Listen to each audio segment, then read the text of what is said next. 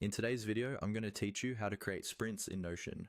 Sprints are a great way to plan short, focused periods of work, and Notion has built-in tools that make this really straightforward once you know where to look. I'll walk you through each click, and by the end, you'll have a task database set up with sprints enabled. Start on the Notion page where you want your sprint board to live. At the top left of the page, click on the Create option. This gives you a blank spot to add new content to your page.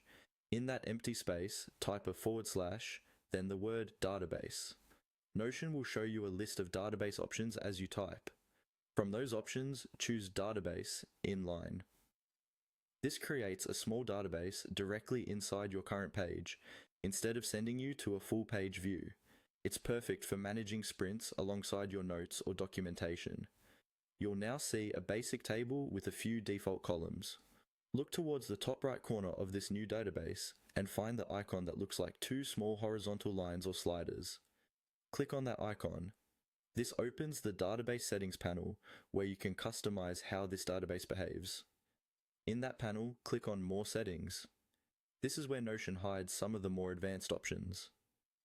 From here, select Turn into Tasks. What this does is convert your simple table into a task database, adding useful properties like status, assignee, and due dates. After you click Turn into Tasks, you'll see an option that says Turn into Task Database. Click that as well. Now your database is fully recognized by Notion as a task database, which is important because sprints are built on top of tasks. Next, click on the same two-line or sliders icon again to reopen the settings panel for this task database. Once more, go down to More Settings. This time, you'll see an option labeled Sprints.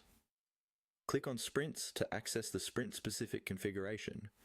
Inside that section, click on Turn on Sprints. As soon as you do, Notion will add sprint-related properties and views to your task database.